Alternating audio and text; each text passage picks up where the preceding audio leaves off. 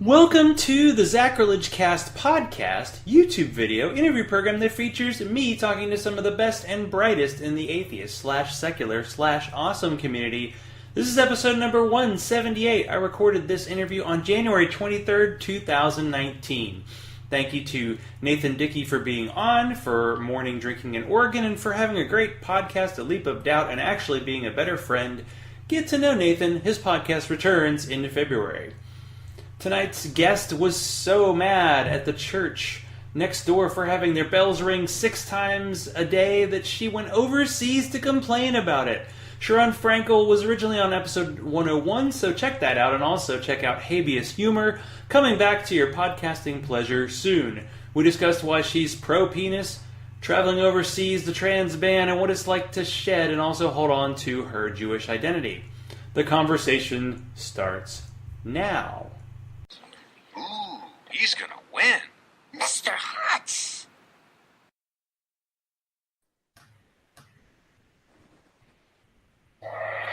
Welcome to the Zachrilege Cast. Ooh. Dang, I can never get that thing to shut off in time. Welcome back, Charone Frankel, to the show. Originally on episode number 101, and here we are. Well, at least it hasn't been 100 episodes since you've been on, so that's good, right? Yeah, I would be appalled and flabbergasted if you knew 100 other people more interesting. Well, obviously not. I think we had the discussion in the last episode about how you could only care about 100 people, and since you're 101, well, luckily we had some, repeats. So you made the cut. To give, and so here I am. Okay, so let's start with the usual out of context quotes. These are some good ones. I think one was actually from our last episode. So first one, people of other faiths are scum and should die. I always say that. It's on the bumper of my car. And it's not like Republicans have a reputation for cheating. Yeah. I think that's ironic. That was the, I think the voter suppression, when that was a thing for a few minutes. Yeah. Okay, so I lost by 3 million votes, so clearly there were fake votes, but there were 3 million of them, and they were for the other person, all of them. And they're in my other suitcase, apparently, because he couldn't find it. And I love that the guy that did it lost his job, and the state of Kansas actually has turned sane. Gives me hope for Georgia. We'll probably be the last one, though, so I'm not too... Georgia, you guys done fucked up on your governor race. Yeah, it was pretty bad. It's like, I don't know why we kind of gone to the place where people who are like conservative are pretty much telling us what they think. But it was pretty much like, hey, the guy who's running the election in Georgia, because he's a Secretary of State, and has already committed like fraud on previous elections because we have a voter system that they can just click a button and erase after. Like they were going to do a recount, and they're like, sorry, our records disappeared. And now they're going to do a newer system that's easier to hack because that's good. So, yeah, Georgia's, yeah. Your state flag should just be a fox and a hen house. Oh, my goodness. It's so much fun. But I figured we should start with the sad community news first so we can kind of talk about that. And then we can talk about, like, happy stuff like Trump being terrible. So let's say I'm happy. That makes me quite angry. Over the, I don't know, we'll get the gamut of emotions tonight. But over the previous weekend, Deb, who was Deb McTaggart on Facebook, Heretic Woman, I think if I had 45 minutes, I could name all the shows she hosted, passed away, and pretty much unexpected. It's not like we all get, weekly medical reports from each other, but she was 1 year older than me, about to get married, and of course lives in Canada, so, nothing bad ever happens in Canada, usually. But I figured, I don't know, how did you kind of take it? When did you hear the news? Because it was Saturday night, I think it happened. I'm not 100% sure. Yeah, that was, now I'm afraid. So here's the thing. Deb McTaggart, if you're watching and you didn't know her, I guess look her up on the Facebooks, or she had yeah, she had a vlog. She had like 2 vlogcasts. One of them I was on, which I think was Trailer Park Atheist. Beyond the Trailer Park. Yeah. Okay. Oh, Beyond. I'm sorry, because there's all these ones that sound the same, because apparently all these people and like, and she wasn't even in the South like y'all rednecks. She was like in Canada. So like, because all these people down there have like the barroom atheist, the Trailer Park atheist, like they all sound the same. Like, you know, the grits and gravy atheist and the whatever. And I get them all. That would be good. Yeah, especially if you got to eat. I mean, I will shit on you, but please send me your food. I like I like chicken and biscuits and but I mean, I digress. Deb was a really nice lady. I met her, I feel like 3 times. I'm pretty sure she was at ReasonCon 2017, and I believe I met her there, or at least saw her there. And then she was also at Milwaukee Mythicist 2018. That was the one where Thomas Smith went on stage against stupid Sargon Carl of Akkad. And there was... Oh, yeah, I forgot that you were at that event. That was... The 5 of us were his cheering section, or the 4... Wait. Me, Deb, Bryce, and Jenica. It was Jenica? Yeah, Jenica, that's right. That was 4 of us. I think we were all sitting together. We're kind of in the middle of the room. So unfortunately, our cheering couldn't really be heard because all these fucking assholes around us were cheering for the other guy who was an asshole and an idiot. And you also couldn't understand that guy at all because, like, he was doing that mumbly kind of Ricky Gervais thing. I didn't even know half of what he was saying anyway. He was kind of doing, like, the, yeah, but what happened was, like, Little Britain. And then I saw her at... Was that the last time I saw her? Wait.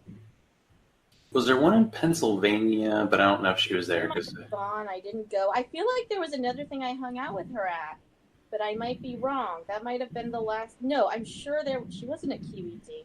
All right, well, me just trying to pick my aging brain about all the times I saw Deb doesn't really do her justice. She was a really nice lady. I was on the show. Maybe that's why I feel like I hung out with her again, because I did her show. She devoted a lot of time to, you know, in supporting the community, and you know, she always, oh my gosh, she had the cutest little cats that she posted pictures of. And she was just such a nice lady. And I don't know, you know, all we know is that she passed away unexpectedly. And I can only say unexpectedly because, like, what was posted on Facebook is she passed away in her sleep, like, over the weekend. And if that was expected, you would be like, I'm going to die now. You wouldn't be like, I'm going to bed now. Good night. So I can only assume unexpectedly. And I guess they would have to autopsy and whatever before we know. And again, we don't know her medical records, so it's too soon to know what the cause was. But yeah, you know, and she just got engaged. Like, they got engaged on Christmas, she and her fiance, right around Christmas. They've been, you know, together for a long time. You know, she made this announcement. She posted all the usual photos and stuff and announcements. And I think they had just visited the place where they were going to have their wedding, some kind of butterfly sanctuary place, you know, and it was like all that had just happened, and then she passed away. And it's one of those things. It's like I'm scared to get engaged now. It's going to have to be a while before I pressure my boyfriend to propose, because, like, he was right there. And, you know, I'm like, oh, these people just got engaged. By the way, where is this relationship going? You know, like, so that's the best I can do about making jokes in a bad situation. I have to make jokes. I am incapable of processing emotions like a human, mature person. So I always have to make jokes, and they're probably bad, because the more depressed I am about someone, the worse my jokes are going to be, probably. Things. Yeah, I tend to lean toward the kind of numb side of things, because I remember seeing Tris Mamone post something about a podcaster friend dying and didn't say the name. And I think I just thought to myself, I think I probably know who that is. And then I let it go, and I was watching football on Sunday, and actually my wife brought it up, do you know Deb McTaggart? And I was like, oh. So it didn't hurt as much to see the New England Patriots get to the Super Bowl for the 400th time in a row because I just heard this news about someone I had met before. I'd met her at the 2 Reason Cons I was at. She was at NanoCon, I think, last year. It might have been the last time because she would fly from Canada, like, to Savannah and go with Bobby and Ashley and drive up and basically sit in the back seat with Ashley and, like, drink all the way up. That's the way we do it. And just be the life of the party. The first Reason Con, I remember her and Dave Foda and like a group of people all went into like a cemetery, and he was like with a lightsaber and doing some big scene. And I was like, I don't know where this is, but I'm part of this group, whatever this group is. And she was just very, fiery. Her debates with, especially like Muslim guys on Facebook, where she would debate them and then they'd fall in love with her. It didn't matter that she was with somebody else. They're like, I don't care. We must get married, but I think you're going to burn her. They would try to defeat her, but they could not possibly do it. And just there aren't a ton of atheist podcasts that talk about Islam like exclusively. So she was reading the book. And of course, as we both know, listening to podcasts where they actually say the words of the holy books, that's the most boring part because they are. So but the commentary was great, and Beyond the Trailer Park was kind of the spiritual, almost redneckier version of the, even though there were no real accents involved except for Morgan, of Atheists on Air, which just disappeared. And as it goes in this community, these shows exist and they drop, and then you kind of have to keep going. And it's just sometimes you have to take a moment and go, wow, this person really did join the community and was such a big part of our lives, and it's going to be tough. I mean, there's no replacing. There's just moving on, I guess. No, we can't replace anybody. Nobody is replaceable. Which, I think we had said that we should just, public service announcement. Everybody keep up with your medical, we don't know that Deb was neglecting her health or anything like that, but it's just apropos to just tell everyone, because all of us, or almost all of us, are probably guilty of putting off things that we know we shouldn't put off, like annual physicals, blood work. Everyone should go to the dermatologist too. Once a year, ideally, because those melanomas come. My father's had 2 of them, and they can kill you. And there's so much things that can kill you. There are so many things. And I've known people who have looked perfectly young and healthy, been 25, 30, 35, and have dropped dead from, maybe they could have predicted it, maybe they couldn't have, but go to your doctors. I know that it's like a big inconvenience. It's a hassle to make the appointment. It's a hassle to have to put in for time off work or whatever, and to schlep your ass over there. And it's the worst, and you have to deal with your insurance. And there's so many reasons to just procrastinate, because it's a pain in the fucking ass. And because, we kind of sometimes feel like ignorance is bliss. But go. I just had my first mammogram a few months ago, because I'm over 40 now, so I have to apparently prepare for imminent death. So, it actually, I had been so scared by all these stand-up routines I'd seen about mammograms, and how they would drag your breasts across the room and torture you and grill it like a panini. It wasn't even like that. It was really it was almost fun. They put this cape on you. I felt like a superhero, and you put your thing in the machine, and it doesn't squeeze hard at all. And these days it's 360-degree imaging, so this arm goes around. It was get your mammograms, get all your stuff, because the rest of us don't want to lose you. Okay, it's not for you, it's for us. Think of me. Why isn't anyone thinking of me at this time?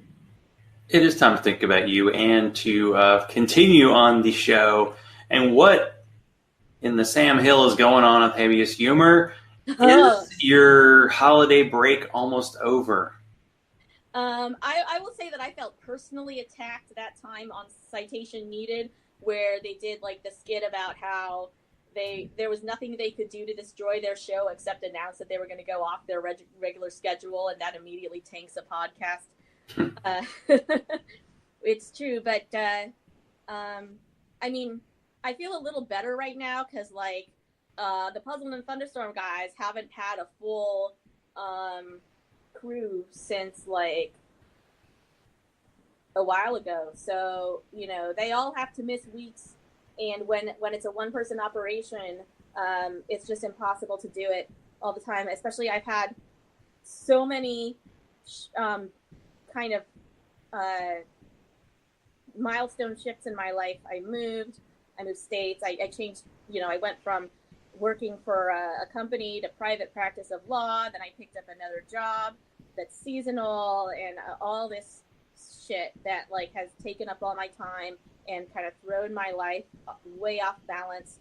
So the answer to the question, I guess if it was me asking these questions, I would say, God damn it, Charone, are you going to answer the question about when your next episode is coming out?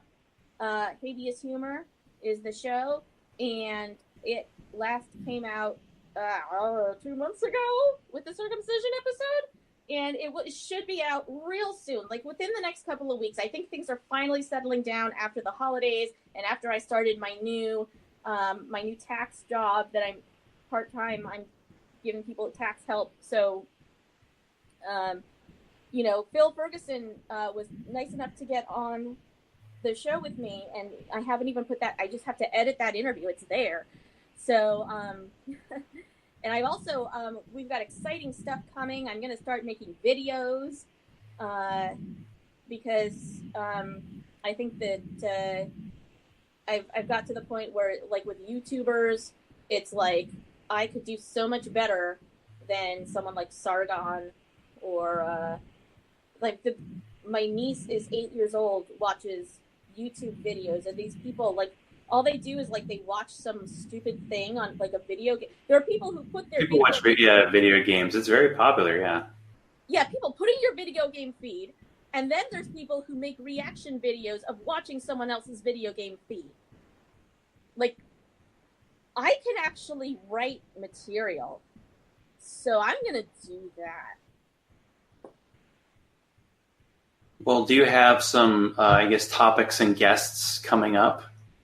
On the Habeas Humor? Since you're very topical. Am I topical or am I internal? Maybe you're both. All right. You have to categorize yourself. Come on. Yeah. You can do everything. Don't put me in a box. I have so much stuff on the list. Like, every time I see a news story, let's see, I have it on my phone here. You know, I jot things down in the list of things to cover on HH, and we're so behind. Oh,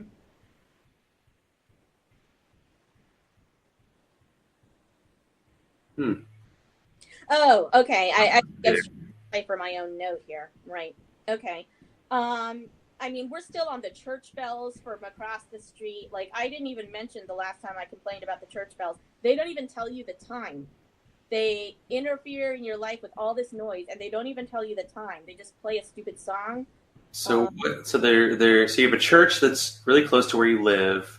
And how many times a day do you say they go off, and how long?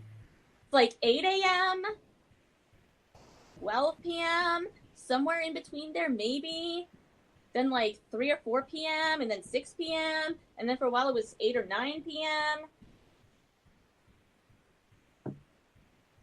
and they go off for like 3 minutes.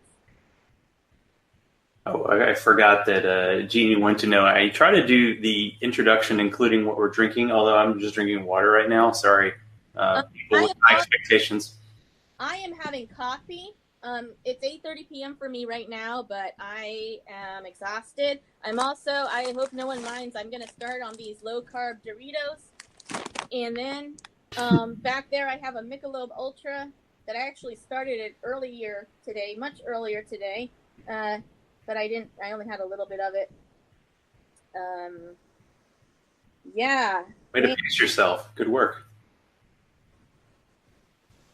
I'm trying to decipher these notes about what I'm going to talk about on my show.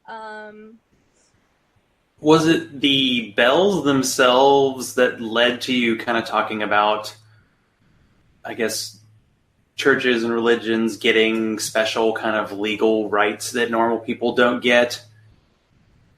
Yeah, I mean, I probably would have come to talking about that anyway, because like everyone's talking about that in atheism, I would say in the church-state separation movement. But it's like one of those little things that really pisses me off, that in my town of Bethlehem Township, Pennsylvania, the law says, you can't make noise that bothers people unless it's a bell or chime at a place of worship, which is, as I said on my show when I talked about this, that's inherently discriminatory, because that excludes Muslims. Their is not a bell or chime, so can't do that. But how did this kind of transition into you getting a spot at QED? And what is QED too? Tell us. What's QED? Well, QED can be many things. It can be the Queen, the Queen's executive diary, but that's not. It's a conference that happens in Manchester, England. It has been for several years in a row, happening every year in Manchester, England, in October. And I went to the last two. I went to 2017 and 2018. And they're going now to a alternate year schedule because of the fact that they have to spend. I think it's the Merseyside Skeptics are kind of the core group that organizes it. Andy Wilson, Michael Marshall, Alice, can't remember her last name. All those guys. I'm sorry if I forget your name. I'm sure you're watching, and I'm sure you're angry. But I'm terrible with names. Great people, and they put on a conference. It's a skeptic conference, and takes them so many months to do that they're finally like, you know what, let's do it every other year, or else we're gonna die in our sleep. So, and people were kind of concerned because it was just announced right before QED was just announced that ReasonCon, after 3, they're going to retire it, even though we were expecting there to be another one in this year, 2019. So people were thinking, is QED going to pull a ReasonCon? And, but the QED guys don't know what the fuck ReasonCon is. So they were like, why are you questioning? Well, they would have said it in an English accent. Why, Patel, are you questioning us when we said we would come back in 2 years? So they will be back. I'm just happy they're skeptics with British accents, because I really believe one reason why Carl, I'll just call him Carl, is so popular is because of the British accent. Oh my God. There seem to be some terrible anti-feminist types like Paul Joseph Watson and the Count Dankula guy. They're from the British area, at least. I think one's Scottish, one's Australian. I don't know, but it's do these accents, is that the reason why people follow them? Because what they say is not good, but it's good to know that there are actual skeptics out there. And I was going to say, wow, isn't it cool that there are skeptic conferences? But then even one that's very popular like QED, they're kind of backing off. So yeah, that's not good. I mean, there is a NanoCon in Nashville coming up, but I think American Atheists, but the kind of smaller ones that a lot of the podcasters went to don't seem to be happening as often or to be as popular. So it's a little bit sad. Yeah, although I wouldn't go sounding the funeral march just yet. I mean, it's great whenever we have things to go to. I try to go to as many as I can. I love QED. I hope to go to all the ones in the future. I wish we could go to, I almost just said I wish we could go back to Hickory, North Carolina, but that's not true. But I do wish we could have another ReasonCon, and maybe someday we will. Maybe someone else will take it up. But there's also American Atheists, which happens every year, for now at least. Last year, it's always on Easter weekend. Mm-hmm. I can't believe it's been that long. So last time it was in Oklahoma City, and I went to that. And this year it's going to be in Cincinnati. And I'm going to be there, and I'll be promoting Habeas Humor, and I'm going to have a table and stuff so I can give away some promotional merchandise and stuff like that. And so that's a great conference. It's great to see everybody, meet new people, see old friends. I love every time I get to see everybody from the community that I've interacted with, and meet new people. And sometimes they do a skeptic camp, which is what they did at QED, where I got to speak. So a skeptic camp is I don't know why it's a camp. There was no s'mores whatsoever, but it's just like a kind of a rapid fire series of speeches. In QED, everyone gets 10 minutes. And you do, and it's like a Mussolini 10 minutes. You give them your slides in advance for PowerPoint, and they auto advance them so that it runs exactly on time. And so I got to be first. So actually, I got to open like the whole conference, which really gave me a ego boost. So because even though they probably were like, we'll get her out of the way first, and then we can get the proper speakers on. But I was like, I'm first. I'm opening the show. So, so, and I spoke about religious privilege in the law, and I talked about multiple countries and stuff, because obviously I wasn't in America. I was trying to not be like an American asshole, just talking about us. We're all that matter here. America actually has a little bit of a leg up in certain ways, because we do have a First Amendment, so we can't have any blasphemy laws, at least not officially. And we can't have an official church, at least not officially. Even though people are constantly arguing that this is, everyone knows this was a nation founded in Christ, whatever the fuck that means. Like, we're all Christian. It's a Christian nation. No, it fucking isn't. Everyone knows. Yeah. Well, last time you were talking about how you were like a Jersey, you did the bada bing. It took 20 minutes to get to bada bing, so I don't know if you're, survived being there, but what made you decide to move? I'm guessing the distance between where you were before and now isn't that far. I mean, the whole kind of Philadelphia, North Jersey, New York area is kind of vast, but what made you decide to move? Besides, people were finding the bodies. Yeah, same crime bosses that run Philly also run South Jersey, so. You know what I'm saying? Yeah. So, like, hey. I lived in Jersey from 2007 through... Oh, yeah, that's right. We're in the next year now. I was going to say the beginning of this year, but no. Like, the first half of 2018. So, for those years. I was for most of that, I was close to New York City. I was in West Orange, so I was on more like the eastern side of Jersey. And then I moved last spring because I changed jobs and stuff. I didn't make as much money anymore, and I didn't need to be in that location anymore because I wasn't working there. So, and there were things that I had been living without that I wanted so badly, like a laundry machine, second bedroom,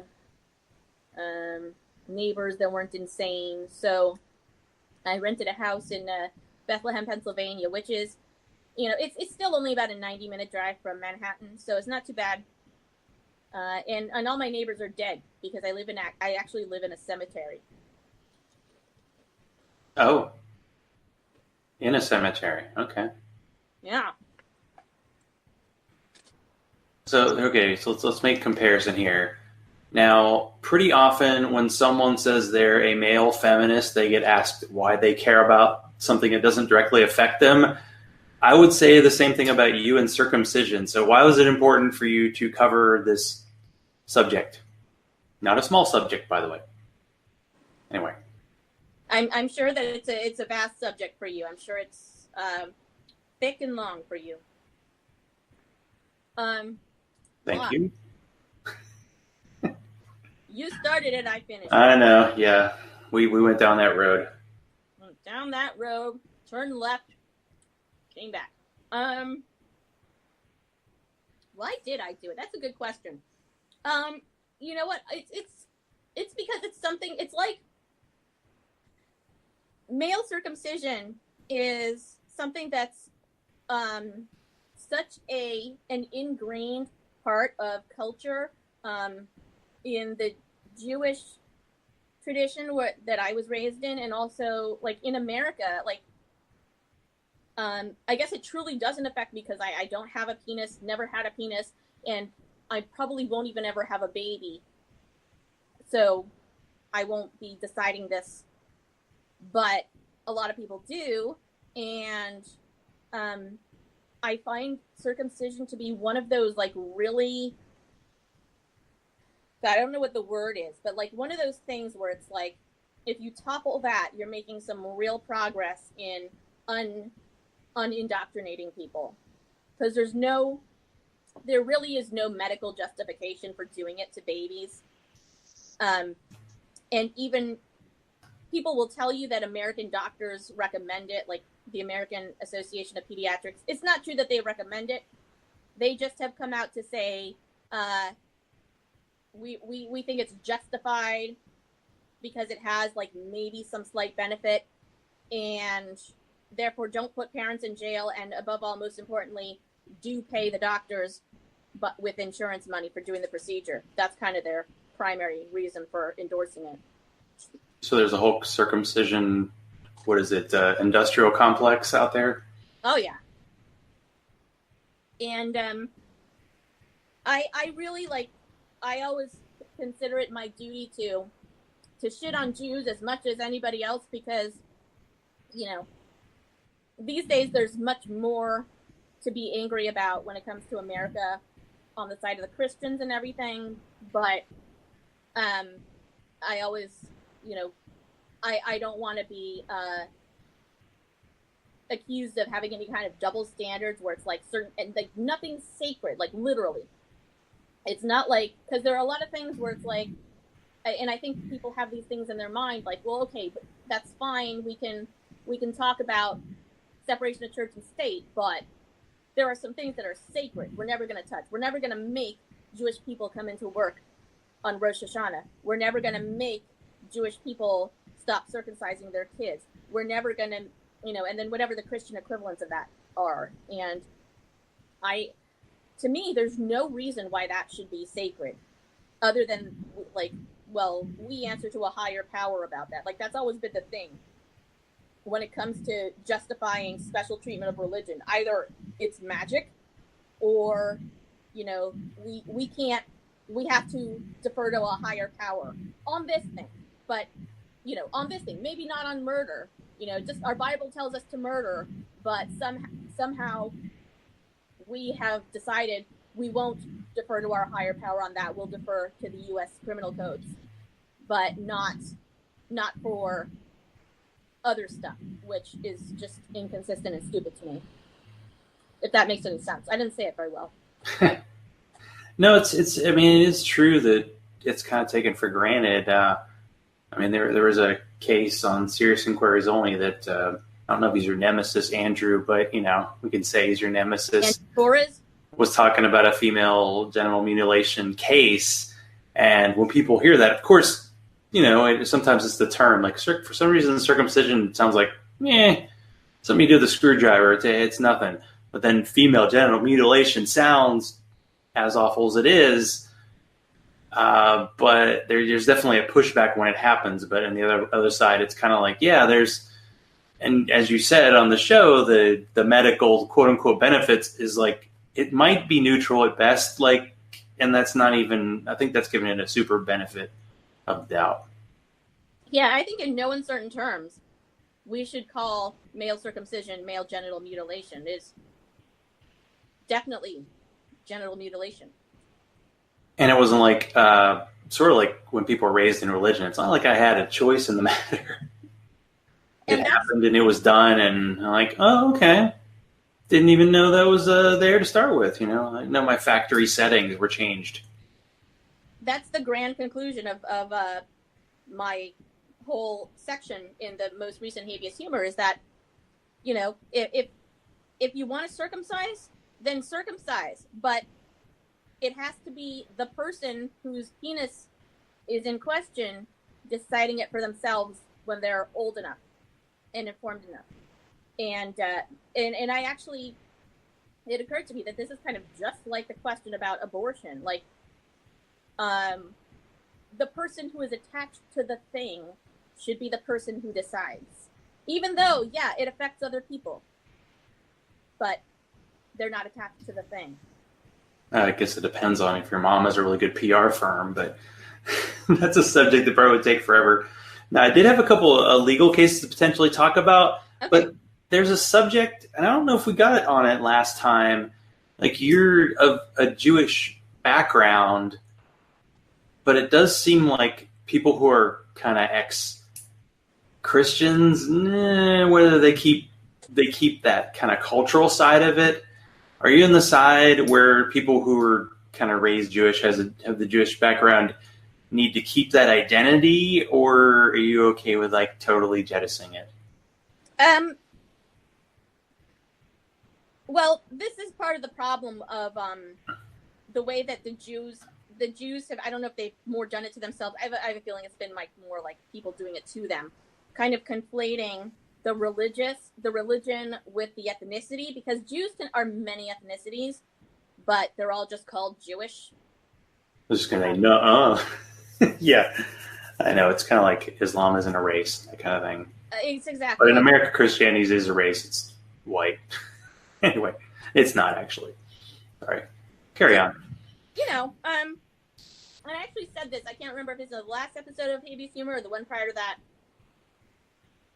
But cultural traditions are fine if they are reasonable. You know, making your challah bread and spinning your dreidels.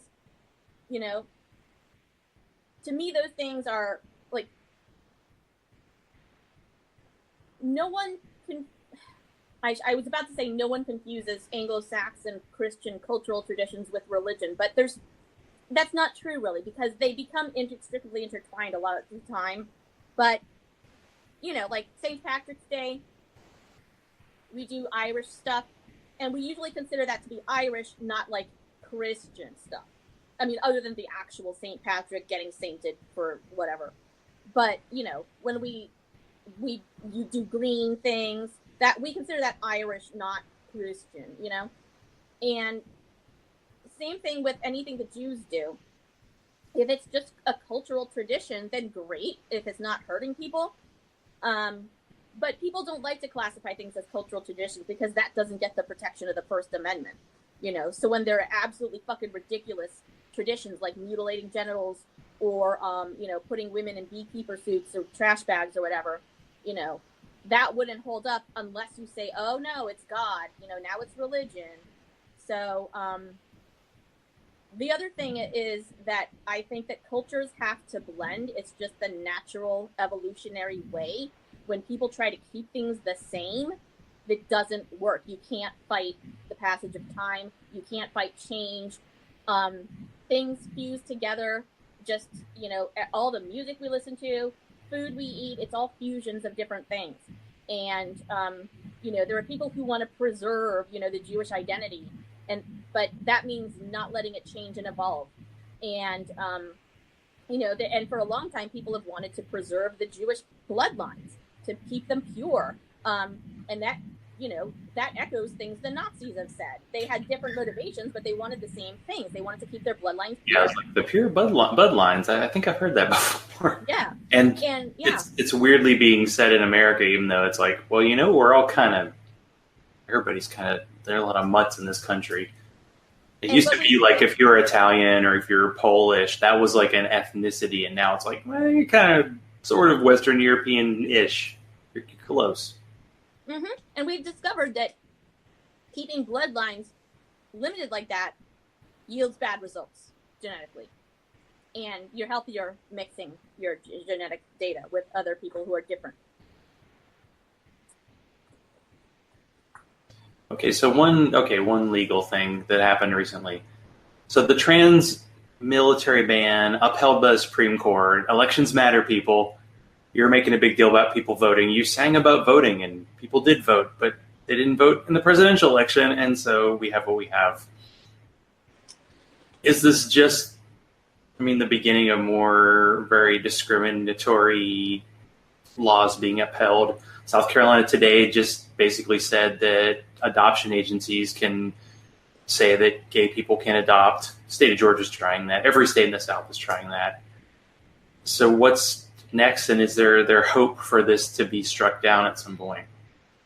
Well, as far as Supreme Court decisions go, I don't think we're going to see anything different unless and until the Supreme Court composition changes, because unfortunately we have what we have. And I am fully in favor of ejecting Kavanaugh from the court if we can prove that he committed perjury.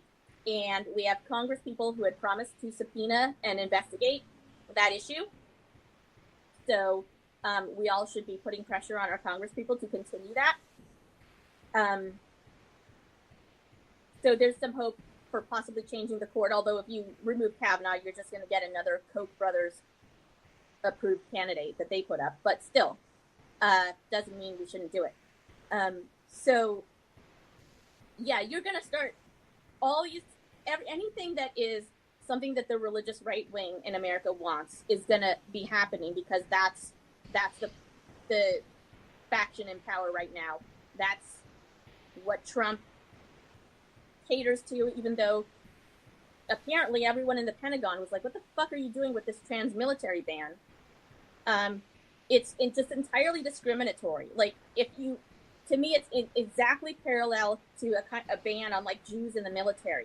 Sure, there might be an argument for why those people shouldn't be in there, but it's going to be, especially if you look at it through the lens of history, it's going to be just as bigoted and ridiculous of an argument.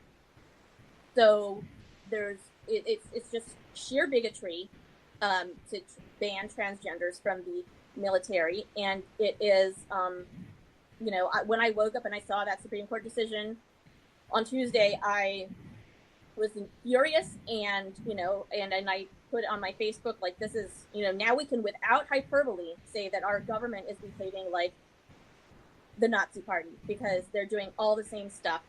And this is a real issue. This isn't academic. There are people, 3% or so of the military, probably not, 1%, however much of the military, people that you and I know personally and are friends with, who this affects.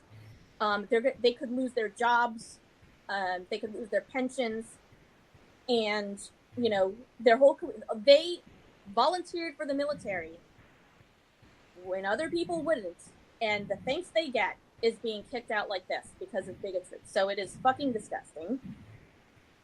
And our Supreme Court, 5 out of 9 of them are going to affirm that shit because, hey, they're not always going to cite the First Amendment or religious freedom, but oftentimes they will.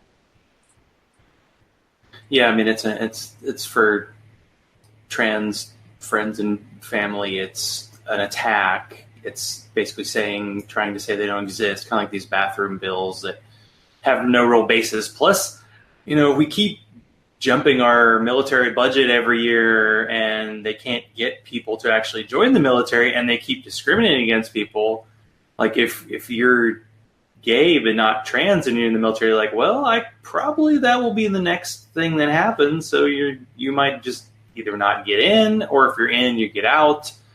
And that seems like a bad idea, to not be as inclusive. Like, if you really get this exclusivity going in our country, you're going to see how bad it is. Kind of like, putting 800,000 people out of work and not paying them. Like, Trump never did that before, people. Did you not see that coming? It's like, you could have seen any of this stuff coming, but dang. We can also see coming the fact that we're getting close to the end. So I have to ask if you have a joke or a special hobby or skill that maybe people don't know about. Well, it's not much of a skill, but apparently I've become great at determining what key songs are in. Oh. I had a Twitter fight yesterday with Heath Enright about what song Eye of the Tiger is in, because they, on God Awful Movies, they reviewed this horrible Christian boxing movie that's apparently the Rocky of Christian movies. Oh. Yeah. But they were talking about Eye of the Tiger, playing in a minor key, and I was in the shower, and I'm like, I listen to these podcasts in the shower a lot, and then I'm like, God damn it, Eye of the Tiger is in a minor key. So I tweeted it, and then he argued with me, and then I actually made a video of myself getting on the piano and playing it, and it was a big nothing, but I was making a big deal out of the fact that I was right, because that doesn't happen a lot. So when it does happen, I kind of have to shout it from the rooftops. So, there's that. So you could be good at Name That Tune. Oh, yeah. Excellent. Well, what else you're good at is, well, once the show comes back, Habeas Humor. So where can people find all your quality content? Oh, man. Well, depends on how you define quality content. You know what I'm saying? Exactly. Habeas. I almost said habeashumor.com, but I don't have that website up yet. I'm going to. It's actually, you can Google the only podcast called Habeas Humor, and a lot of people aren't sure how to spell it, so it's HABEASHUMOR, and it's I have a Libsyn homepage where all the episodes, we're at 55 episodes now, HABEHUMOR.libsyn.com. We're on iTunes, Twitter at Habeas Humor, and I've also been on lots of other great shows such as this one. I've been on, I was on One Lot Awful Movies. You have to subscribe to the Opening Arguments Patreon to get that. And I was on, I make guest appearances a lot. I pop up all over the internet, kind of like a whack-a-mole. So, or you could come just visit me in Pennsylvania, if you don't mind the bells. The bells. The endless bells. Well, thank you, Charone, for being back on. Thank you so much for inviting me. And best of luck to keeping the show rolling and the content and the 12 jobs. And we've got to have you back. I mean, you've been on my show, right? I'm trying to remember. Yeah, we recorded, I think, on the same day. We were it was a Sunday, so we were day drinking, which was glorious. Oh, yeah. Day drinking and double recording. Nothing better than that. America. So, yes, come back and, we'll talk about some law and some humor. There's plenty of both. Well, the former for sure. All right. Well, thanks again, Charone. Good to talk with you. Sideshow Bob tried to kill me on our honeymoon. How many people in this court are thinking of killing her right now? Be honest. Live read. I do want to let everybody know that because I've been listening to super long audiobooks, the Grant Ron Chernow biography, which was 46 hours long, and now I'm listening to book 3 of the Game of Thrones, that kind of cuts down on the podcast listening time. So I'm going to suggest 2 podcasts that will be happening in the future, but I'll have the links to them in the show notes. Holy Crap the VlogCast and Beyond the Trailer Park. Both shows featured Deb McTaggart, a.k.a. Heretic Woman, and both shows are going to honor her life in this week's episode. So Holy Crap the VlogCast will be Saturday midnight, Sunday midnight, I guess, technically, the 27th, and Beyond the Trailer Park will be Monday night at 7:30, and I will be part of the show. So if you want to help or assist, I would say help somebody alive, and if you really want to talk and chat about this, those 2 shows are great. Plus, probably about half of the atheist podcasts you listen to are going to do some kind of honorarium. Also, you don't have to get mad or get caught in the tide of people desperately wanting to be 100% without nuance right about something. I was all over the, yes, I still think they're terrible, their school's terrible, and their parents should be in re-education camps, MAGA kids, but I had to drop out now that the outrage culture war, let's ignore real problems in the world, has shifted to the star of Jane the Virgin and Venezuela. Okay, Venezuela is actually problems in the world and should be studied, but for me, I don't know the whole thing, so I'm just going to back off for once. By the time this show airs, we'll probably be angry in a very polarized way over a dog treat. You don't have to be, but if you are, I promise I won't instantly hate you if your position is opposite of mine. Except for you, Baltimore Ravens fans. You know who you are. I like the NFL player taking a knee to protest, but I'm taking a knee to say I'm not going to be the guy with an opinion on every single subject. And you don't have to. If you want to support this show, be like Bobby, Hugh, Teody, Larry, Daryl, and the other Daryl. Wait, that's me. And go to patreon.com/Zachrilege, ZACHRILEGE. Follow me on Twitter at Zachrilege, like my Zacrilegecast page on Facebook, and send all mail to zacrilege.cast@gmail.com. I do actually check this. Thank you to Charone for being on tonight. Coming soon, I'll have Zach Ford of Think Progress, Steve Shives, and some guys from Chicago who call themselves Cog Dis. Let's continue the conversation.